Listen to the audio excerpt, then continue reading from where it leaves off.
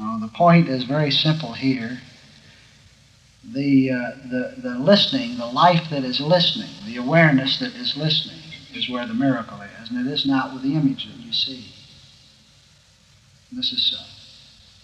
So you're not looking at anybody that has any power or capacity to do anything to you or for you, to help you in any way.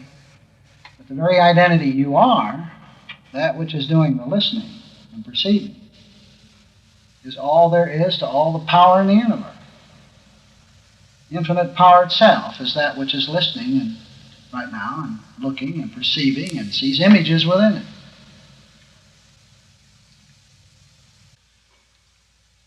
I have told you that I don't really have anything that's new to say. I believe that any of you who are students of philosophy will see that all that I have to say has been said many times before. Maybe I'm putting it in terms that will be simple or easier to comprehend or understand. But there has been historically throughout all the philosophies of the world a little seed, a little thread that one can follow that is a very simple statement. It seems to be the heart and soul of the religious ideas when they first presented themselves. And that is a very simple statement, or predicate if you want to call it that God is all. That God, or reality, or truth, or isness, or whatever name, is all. Is all. And truly, it's a very simple idea. It isn't difficult to understand. But it is profound beyond belief. Now, metaphysics, as metaphysics is honestly stated, has as its primary basis the fact that isness, or God, or mind, or any of whatever these synonyms are, is all. Is all. And A-double-L means all, outside of which there is nothing else, besides which there is nothing. Single, alone, total, and all. Now, somehow or other, the way it has been presented, or the way it has been understood and interpreted, or the way it is normal for us to understand it and perceive it, we've taken this very simple idea and turned it around and made something very complex and abstruse and difficult to comprehend about it. Now, if I have any purpose whatever, and if it appears that my work is doing anything at all, it is that it is making these ideas very simple, such, at least simple enough, such that they can be comprehended and tried. You bear in mind that the mark of any philosophy is to try it. Now, in this country, in the United States, we've got a lot of people who are philosophers. As a matter of fact, everybody's a philosopher. Everybody has an idea about what life is and what death is, and what identity is and what truth is. But what is lived is quite another thing.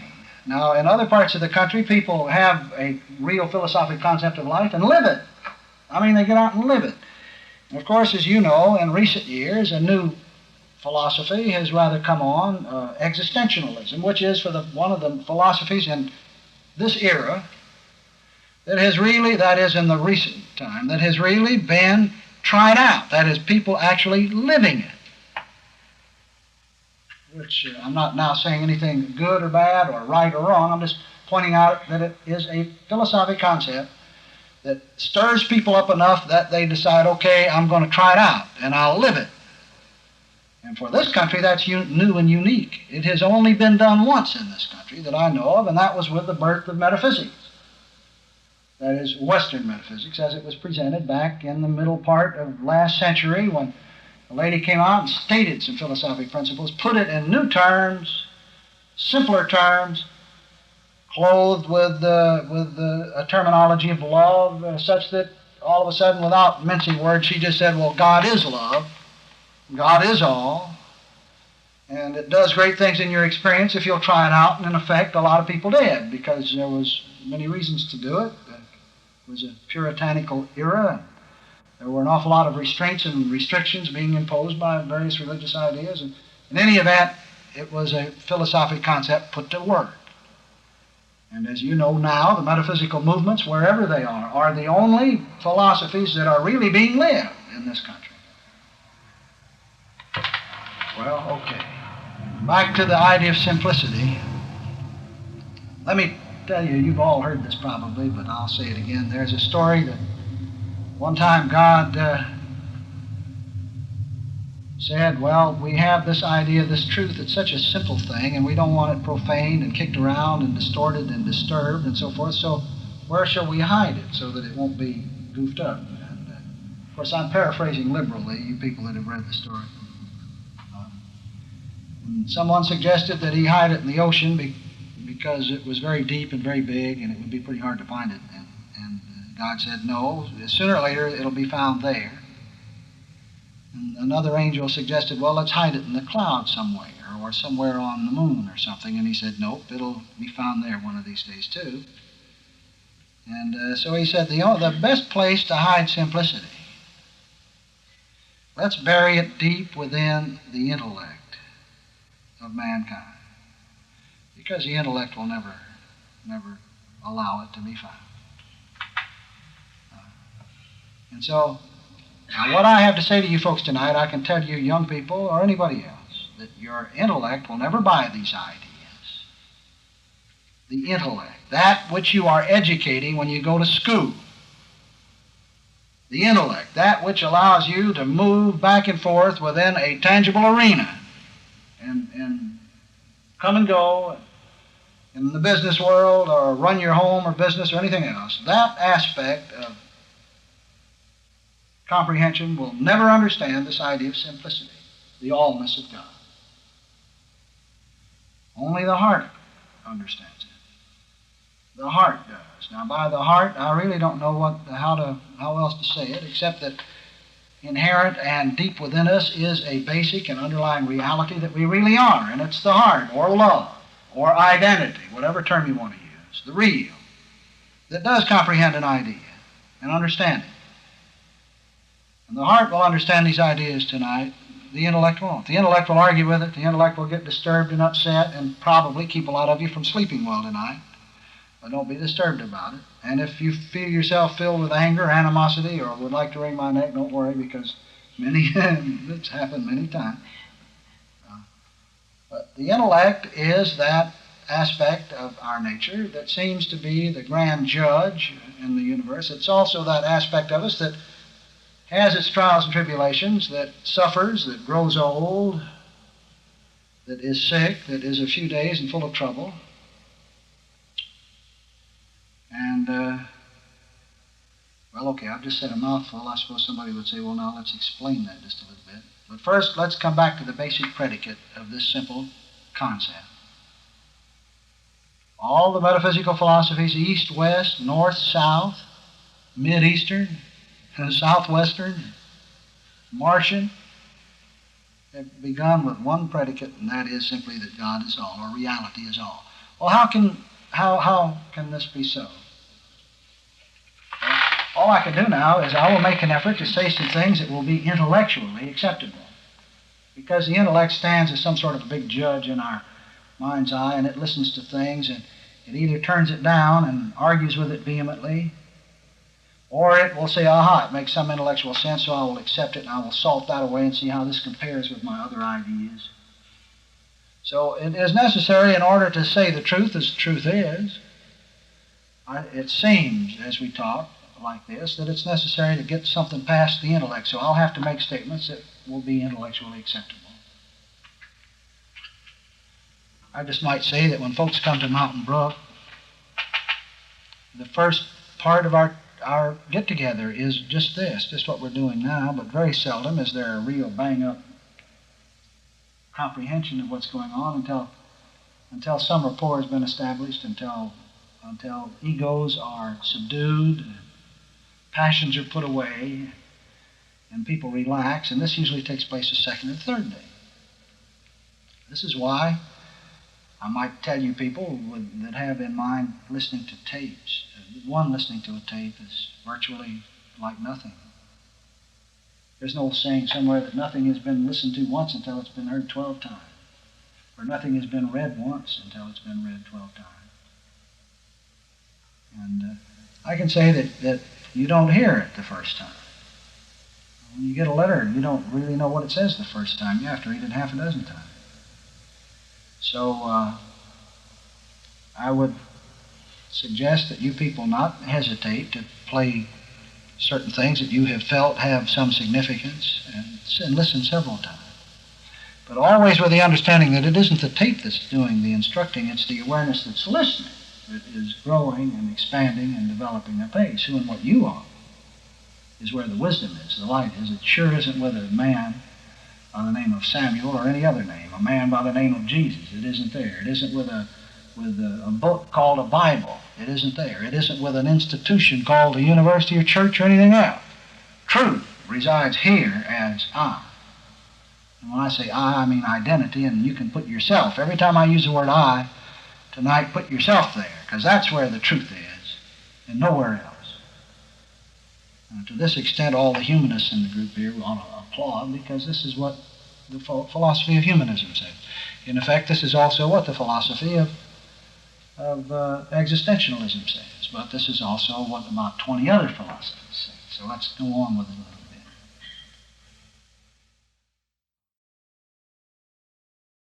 How do we know that God is all? Well, we all need to make this determination for ourselves. I can sit up here and talk, but this is one point that what appears or comes to you as an instructor, this can be said 1,000,000 times.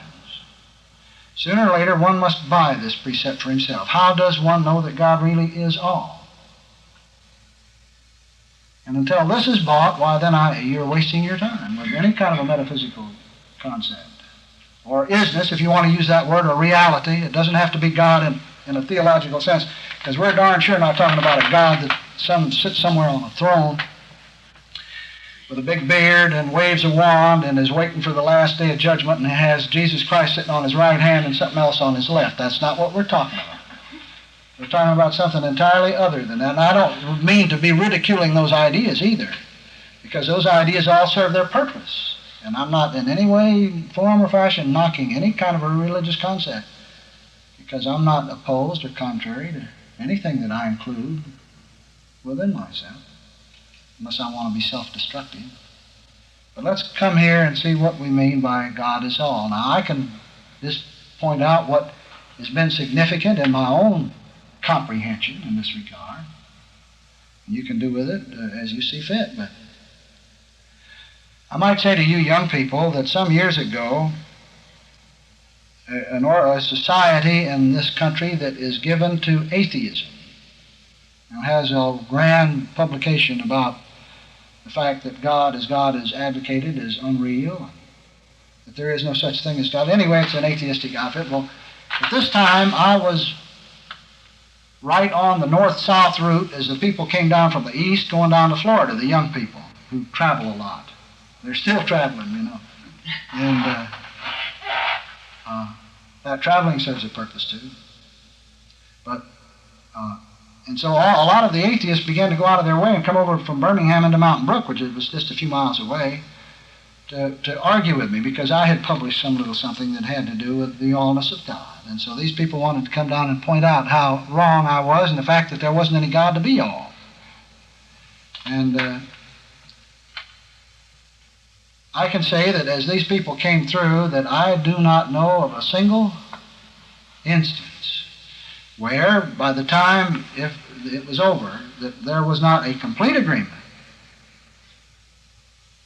Because most of our arguments about modern-day religion and organized churchdom, or as it is presented in our society, is our argument lies with the superstitious presentations that are made. Our argument lies with the dogmas and the dictatorial concepts that appear to be so contrary to common sense, contrary to the modern or expanded view. And this is what the argument is, not whether there is God or isn't God.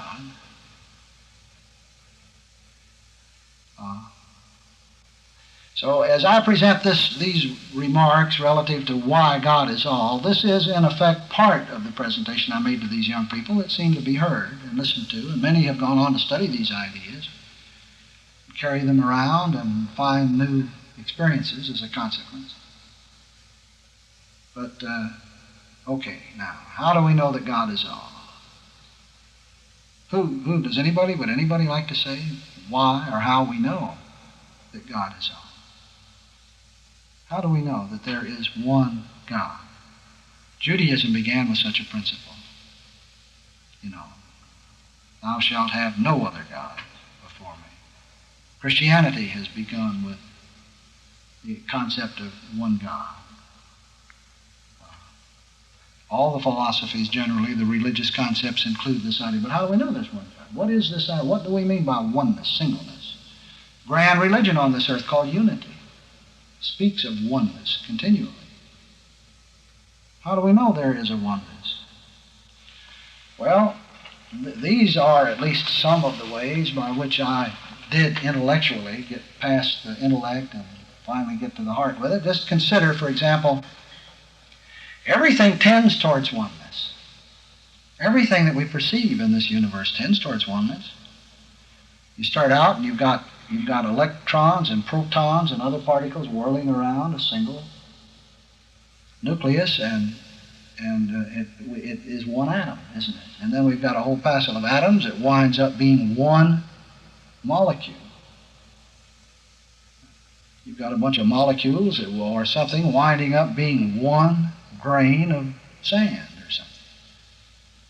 And you've got lots of grains of sand that tend to be one rock. And you'll see that many rocks tend to be one mountain. In all nature, everywhere we look, we see everything tending towards singleness. You will find that many mountains tend to be one continent. You will find that several continents tend to be one earth. It's always a move towards singleness. You'll find that several earths or planets constitute one solar system. You will find that one or a lot of solar systems constitute one galaxy, and a lot of galaxies constitute one universe. All right, that which is being, the one final universe, is that which is God. That which is being, the totality of being, is what God is. Now that totality of being certainly includes life, doesn't it? Because there's life right here, right now, living, being aware.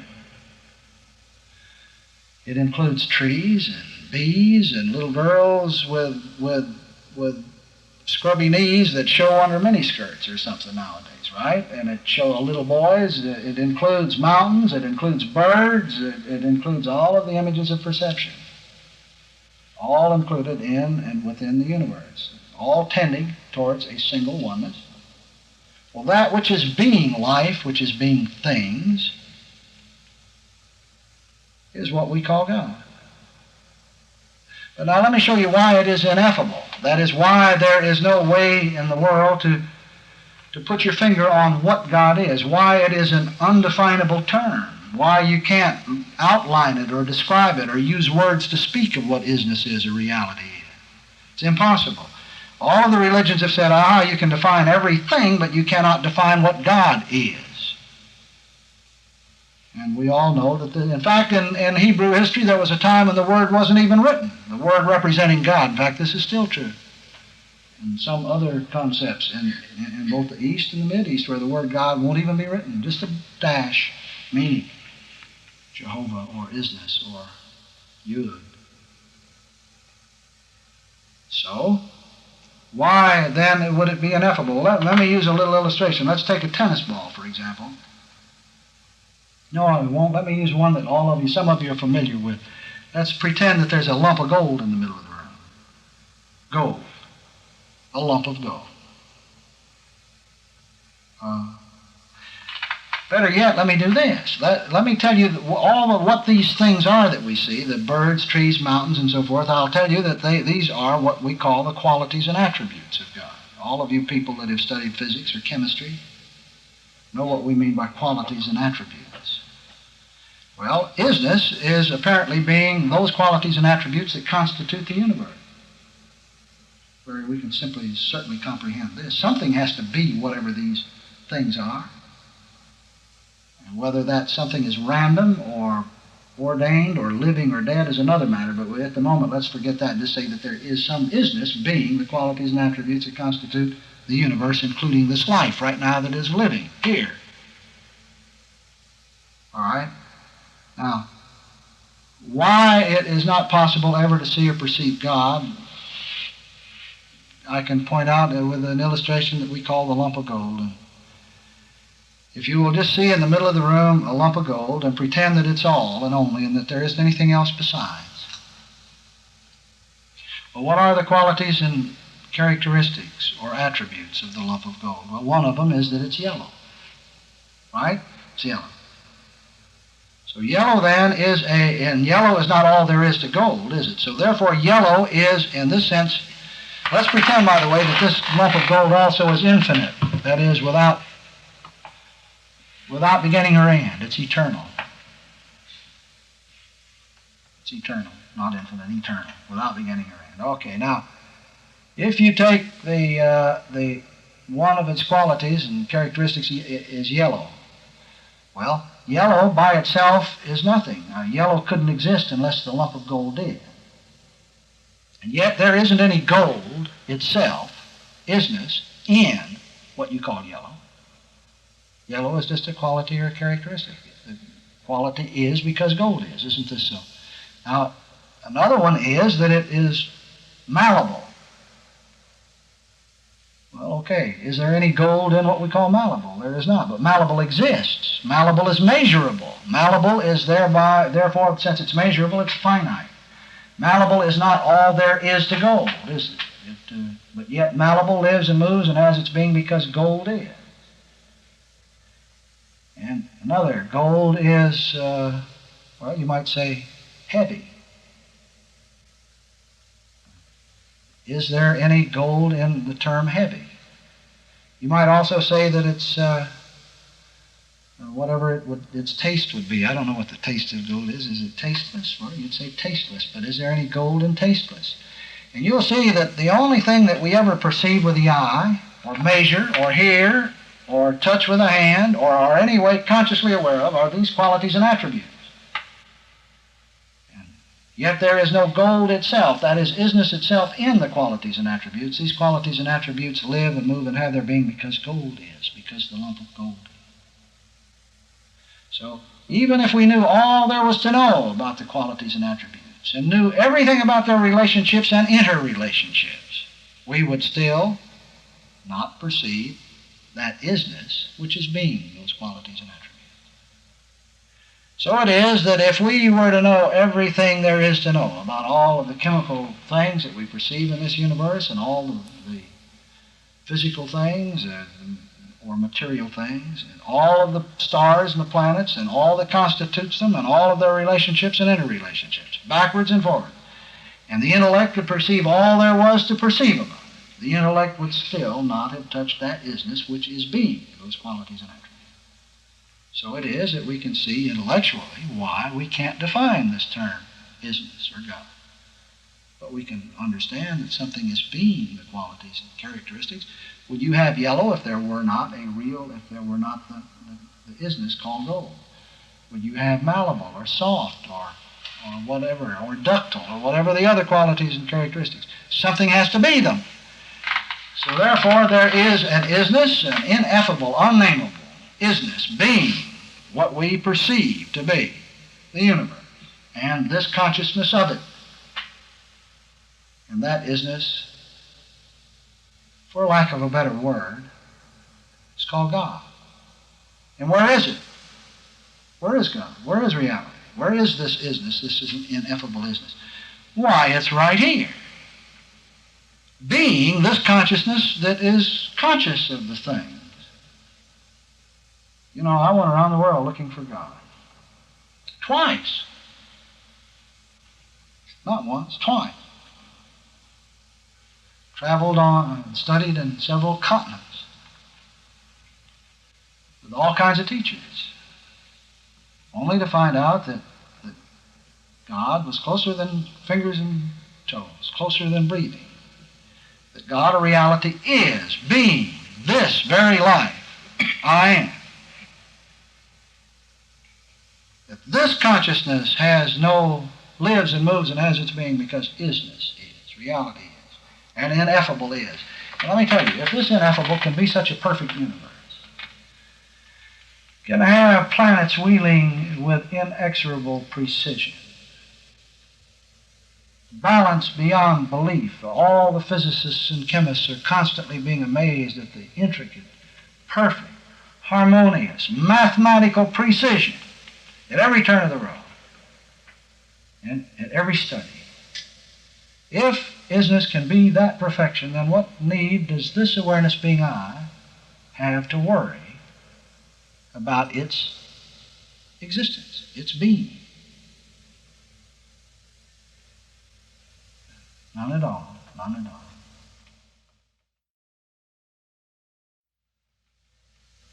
Here's another method. Oh, everybody's listening intently. I appreciate that. But don't forget, the wisdom is what's listening. Wisdom is who and what you are. The awareness it includes the sounds is where wisdom is. But let's take another thing. Let's just work it the other way around, the way it appears that humanly we are forever botched up. Let's say that instead of having chairs and trees and people and businesses and mountains and human society, that instead of those things, that everything was just numbers.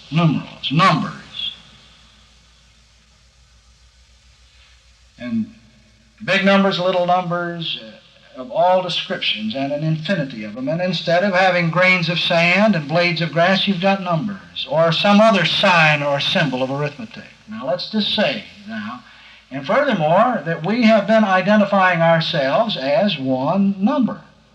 You'd say Daddy is number 1, and Mama is number 2, and I'm number 3 because I follow. And so else is number 4. Or you can say the boss is number 1, and man, I'm number 12 down at the other end. Or, okay, now this is what, visualize this universe as nothing but numerals, and so you've been going around and you've been having all kinds of trials and tribulations, and one number is taking advantage of another. You don't have enough.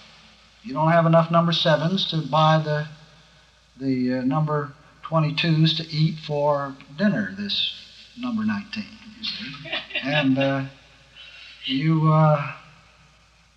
or number 12 has just told you off, and so you would like to poke him in the number 62 or kick him in the 409. Okay, so here, everywhere you go, you have this grand jumble of numbers, and it appears that it's dog eat dog, number eat number.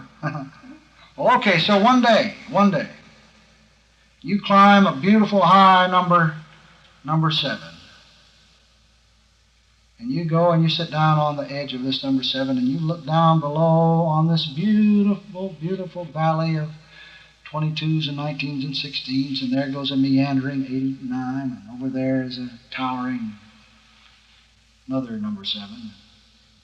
But while you're sitting there, and by the way, you maybe call yourself number 3. While you're sitting there and you're looking down at this vast jumble of numbers everywhere, maybe a great big bolt of 444 comes and clobbers you in the 22 again. And so after this terrible experience, you then look out on this scene, and lo and behold, for one reason or another, you do perceive that 2 plus 2 equals 4. You see some 2's down there, and you see some 2's over there, and you can see that 2 plus 2 equals 4. And you can see that 1 begins a sequence of numbers, and that 2 follows 1, and 3 follows 2, and then you discover sequence while you're up there, or some other principle of arithmetic, the principle of arithmetic. Well, now let me tell you what happens with this discovery. You perceive suddenly that instead of a vast jumble of people, places, and things, dog eat dog, societies, one trying to get the better of another one, some crying for black studies or white studies, some saying I'm being discriminated against, some saying you don't love me enough, or something else, you suddenly perceive that behind that there is a beautiful, harmonious, and eternal and perfect principle. Principle. And the principle is perfect. The principle has no argument going on within it. The principle has no mistake or error going on within it. The principle had no beginning and no end. Stop and think about it. When did the principle of arithmetic begin? Hasn't there always been a principle?